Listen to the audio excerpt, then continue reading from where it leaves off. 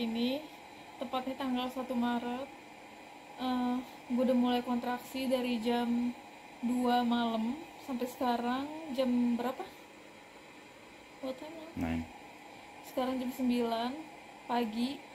Belum tidur kita berdua, tapi udah di rumah sakit, udah pembukaan 4. Udah ada tanda-tanda berdarah juga, keluar darah.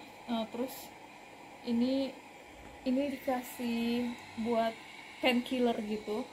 Jadi kalau kontraksi selama kontraksi biar ngurangi rasa sakit, dikasih gas ini terus dihirup gitu. Nah terus ini makanannya kita bisa pesen di rumah sakit.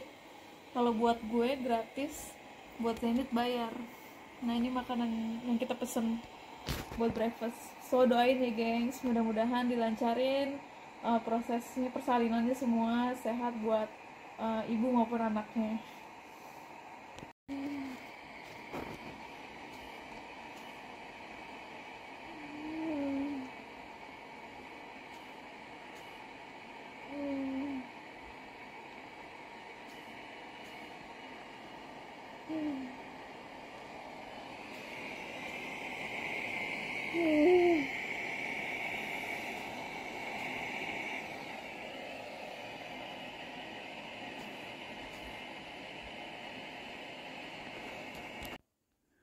Jadi ini ruangan kamar tidur setelah bersalin.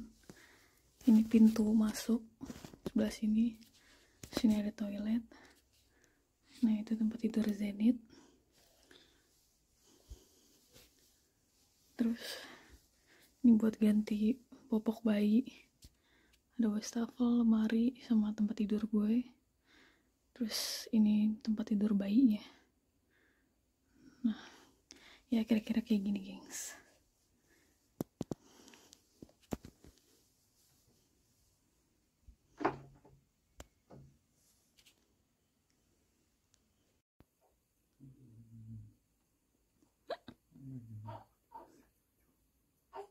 Maybe the beer not recording dong. Maybe the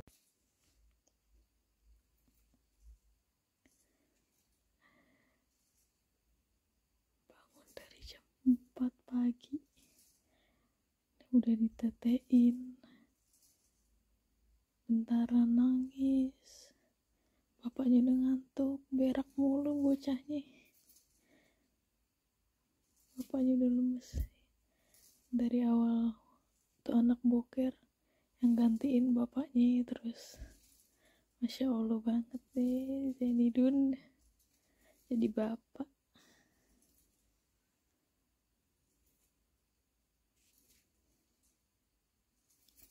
Semangat Zenidun. Ngantuk-ngantuk.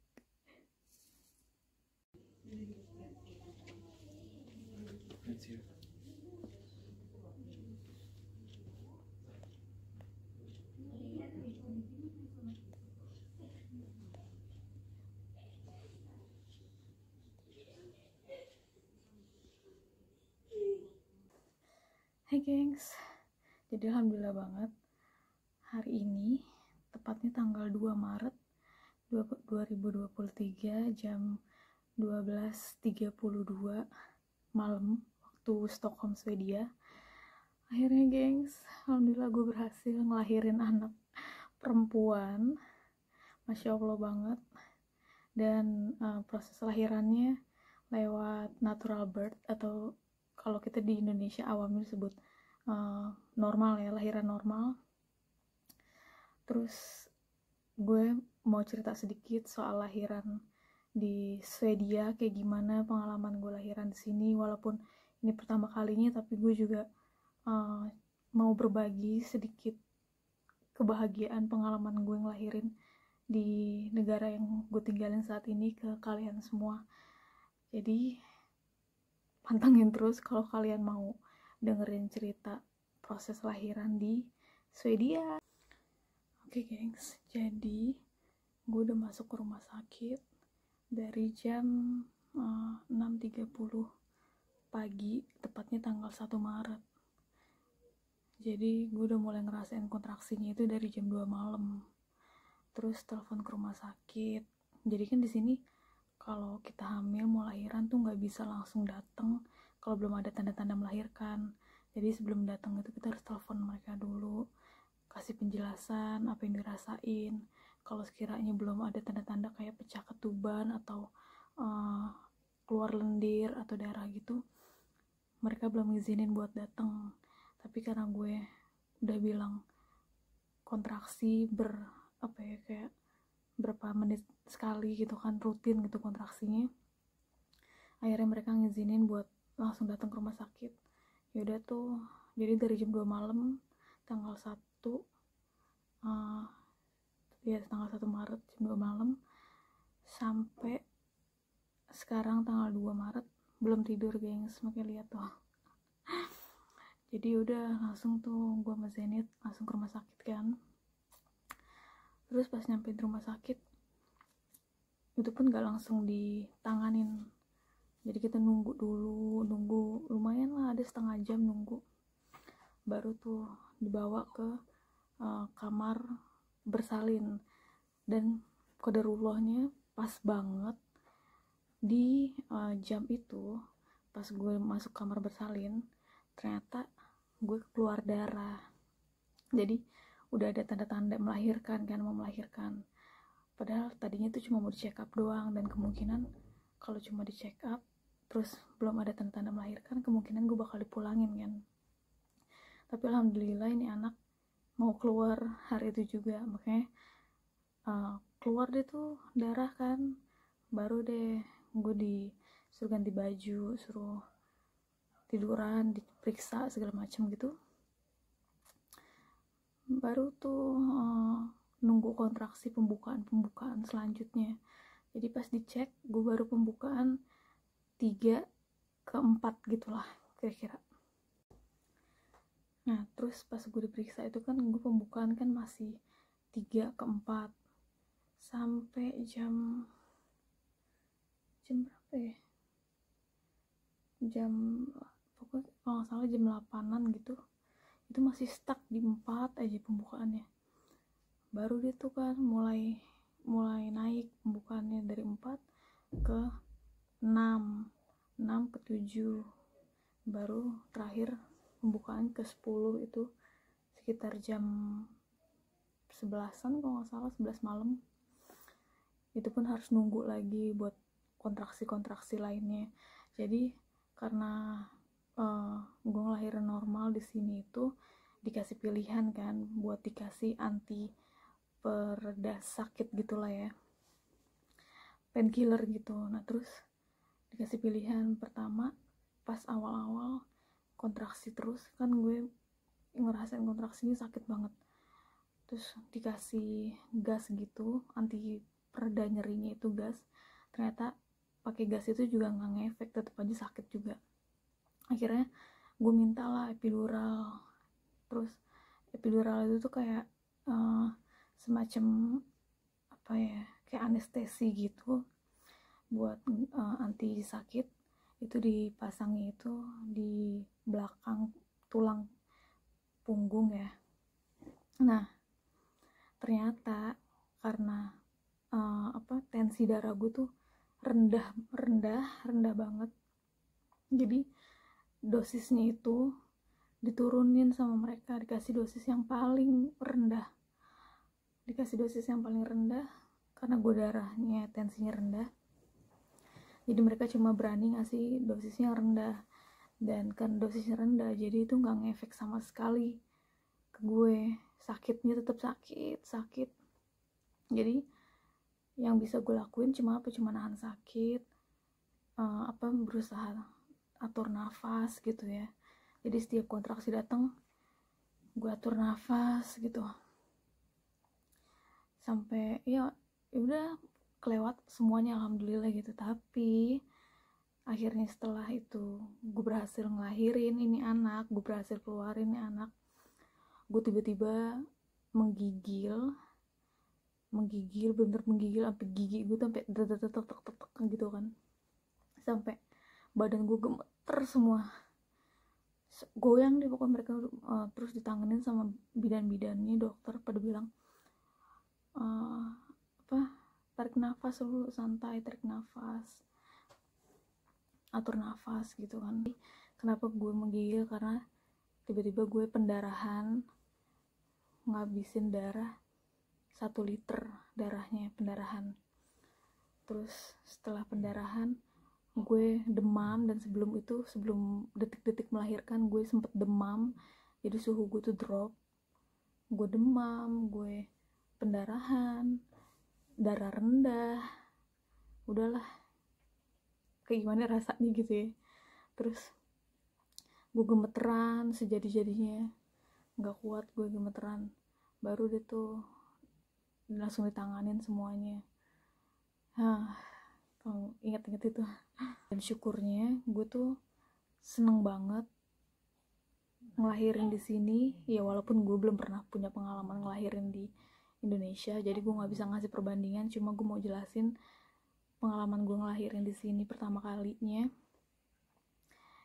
Gue seneng banget, mereka tuh semuanya, bidannya sampai asistennya, dokternya, itu semua nanganin sabar banget, terus suportif banget, bener-bener nge-support kita, nggak bikin down. Yang tadinya kita tuh ketakutan, awalnya tuh gue udah saking gue nggak kuat nahan kontraksi, gue udah kayak bisa nggak operasi sesar aja gue bilang gitu kan, sesar aja. Tapi mereka kayak enggak, jangan, bagus nih lewat normal aja, lo bisa kok gitu, lo bisa kok normal, intinya gitulah mereka bilang. Pokoknya ngasih semangat terus deh. Dan bidan sama asisten sama dokter anestesinya sampai asistennya itu tuh semua masih muda-muda. So gengs, hari ini hari ketiga di rumah sakit.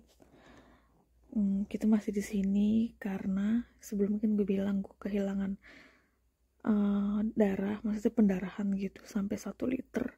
Jadi hari ini ditransfusi darah 2 kantong, ini kantong yang kedua, buat ngebantu hemoglobin gue biar agak naik gitu. Jadi gue butuh bantuan transfusi darah, donor darah gitu. Karena kalau enggak bisa pingsan atau ya gitulah, ibaratnya terjadi hal yang tidak diinginkan. Tapi semuanya udah dilewatin, cuma butuh buat naikin hemoglobin. Terus setelah itu baru deh kalau semuanya dirasa baik-baik aja, buat gue maupun anaknya baru boleh pulang. Tapi alhamdulillah Svea, anak kita sehat-sehat aja, udah dicek semuanya baik-baik aja. Karena gue sempet demam, agak sempet khawatir dia bakalan kena demam juga, tapi alhamdulillah enggak, semuanya normal buat dia, baik-baik aja, sehat walafiat. Cuma kondisinya, kendalanya ada di gue, jadi harus di sini dulu gitu sementara.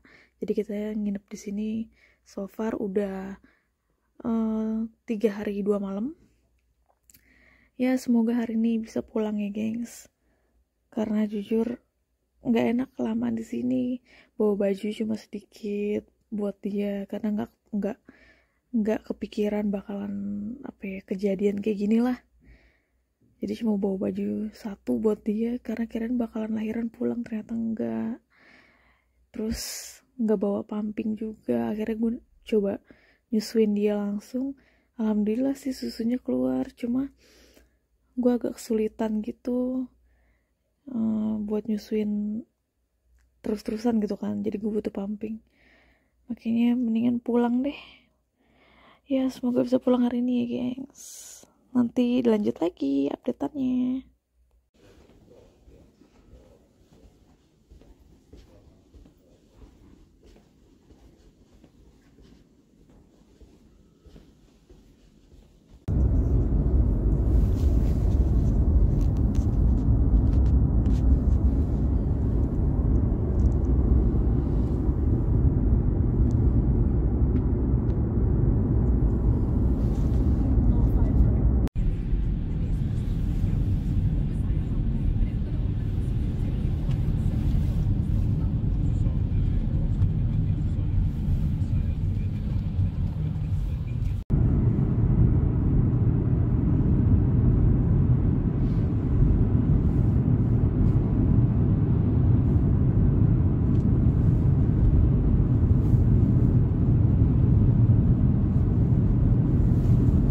So geng, sorry ceritanya gue lanjut di rumah, karena pas lagi di rumah sakit itu riuh banget. Bidan banyak yang bolak-balik masuk, perawat banyak yang bolak-balik masuk. Karena gue saat itu kan masih perawatan ya, karena gue dibilang dapet kayak kena anemia gitu ya. Gue ada anemia setelah melahirkan. Jadi banyak bidan sama perawat yang bolak-balik masuk ke ruangan kita buat nanganin gue, buat nanganin pendarahan gue juga. Terus juga Svea juga saat itu bangun kan pas gue ngomong terakhir kali di video itu. Jadi gue lanjut sekarang di rumah, gak ada yang ganggu. Dan paling ya cuma Svea, tapi karena sekarang Svea lagi tidur, jadi gue bisa cuap-cuap sedikit lanjutan cerita yang dari rumah sakit tuh. Jadi perawat, bidan, sampai dokter anestesinya itu tuh semua masih muda-muda gengs. Masih anak muda semua, kemungkinan umurnya ada yang di bawah gue atau bahkan mungkin seumuran. Terus yang bikin gue emes, takjub pertama kalinya gue ngeliat orang yang kerja di pusat kesehatan tapi tato penuh gengs. Terus ada tindikan di muka juga gitu ya, perawatnya mah cowok gitu. Terus gue pertama kali kayak, wah ternyata di sini nggak ini ya, nggak ngejudge penampilan orang gitu. Selama lu punya keahlian terus lu bisa kerja gitu, itu hebat banget sih gitu. Gue pertama kali tuh ngeliatnya kan, orang yang kerja di pusat kesehatan tapi penampilannya kayak gitu. Karena kan gue nggak tahu ya, setahu gue di Indonesia kayaknya nggak boleh kan ada tato atau piercing gitu di muka apalagi kan, kayaknya nggak boleh ya nggak sih di Indonesia. Terus di sini pertama kalinya gue ngeliat, jadi gue kayak wow gitu, keren banget ya. Selama dia bisa punya skill terus bisa nyelamatin orang, why not gitu. Cuma sekedar penampilan tato dan piercingan gitu, keren sih. Jadi gue agak takjub ditanganin sama para kaum muda-mudi ini buat ngurusin gue gitu. Selama persalinan pun gue muntah-muntah. Itu mereka langsung gercep, bersih-bersih, ganti semuanya. Pokoknya gerakannya cepet deh. Dan gue sangat bersyukur ditanganin sama orang-orang ini.